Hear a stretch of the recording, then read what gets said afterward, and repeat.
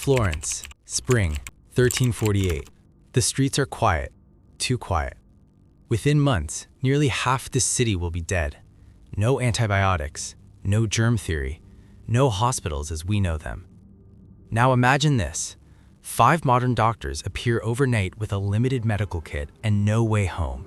Could they stop the Black Death, or would they die with everyone else? Florence has around 90,000 people. Merchants, priests, artisans, children. They don't know it yet, but Yersinia pestis is already inside the city walls. Rats move through grain stores. Fleas jump hosts. Trade ships keep arriving. The doctors quickly identify the symptoms: swollen lymph nodes, buboes, high fever, delirium, septic shock. Mortality rate? Between 30 and 60%. In some neighborhoods, even higher. This isn't just a disease, it's demographic collapse. The 5 doctors assess what they have. 1 infectious disease specialist, 1 trauma surgeon, 1 ICU physician, 1 nurse, 1 epidemiologist. Their supplies: 500 doses of broad-spectrum antibiotics, 200 N95 masks, 50 IV kits, portable ultrasound, basic surgical instruments, 20 liters of disinfectant. No electricity, no laboratory, no sterile production, no resupply. Everything they carry is all they will ever have. Timer starts now. They begin treatment immediately. Antibiotics work. Patients who would have died survive. Mortality drops dramatically from 60% to maybe 10%. But there's a problem. They can treat 500 people. Florence has 90,000. Even if half the city gets infected, that's 45,000 cases. 500 doses is nothing. If they treat randomly, their impact will be statistically invisible. So they shift strategy. The epidemiologist runs the numbers.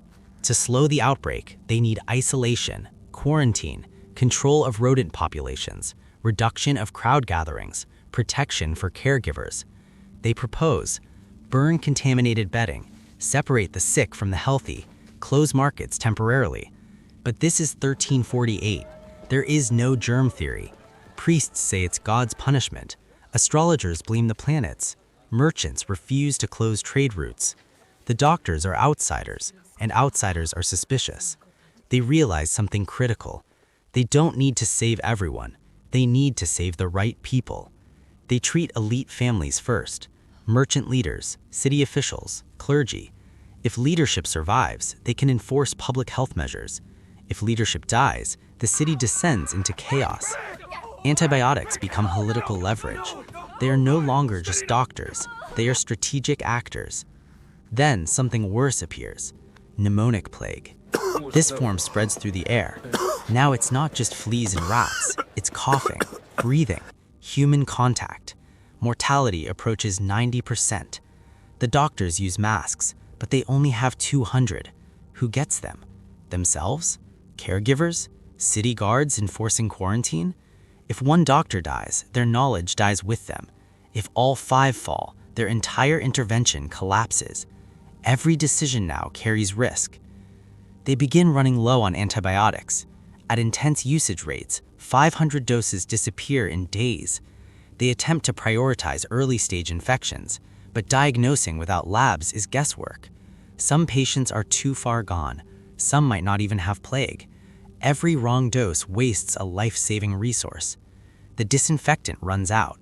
Masks are reused. Fatigue sets in, and whispers begin spreading through Florence. These strangers brought the sickness. Witchcraft accusations start circulating. Their survival now depends not only on medicine, but on politics. There are 2 ways this could end.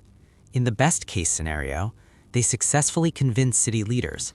Quarantine is enforced early. Rots are aggressively culled. Markets temporarily shut. Florence still suffers, but mortality drops from 40% to 20%. Tens of thousands still die, but tens of thousands survive. The city recovers faster. Trade stabilizes earlier. The Renaissance accelerates. Florence rises sooner. History bends slightly. But there's a more likely outcome. Resistance builds. Quarantine fails. Supplies are exhausted. 1 doctor becomes infected. Without ventilators, without labs, without scaling production, their impact plateaus. They save hundreds, maybe 1,000, but 30 to 40% of Florence still dies. Europe continues to burn. 5 doctors cannot outpace medieval infrastructure collapse. Even in the best-case scenario, they only influence one city. The plague spreads through Genoa, Venice, Paris, London. To truly stop it, they would need mass antibiotic production, continental coordination, maritime quarantine enforcement, sanitation infrastructure centuries ahead of its time. 5 experts are powerful, but pandemics are systemic, and systems beat individuals. So, could 5 modern doctors stop the Black Death in 1348? No, but they could reduce suffering. They could change one city's fate. And sometimes, history doesn't change because everyone survives. It changes because enough people do.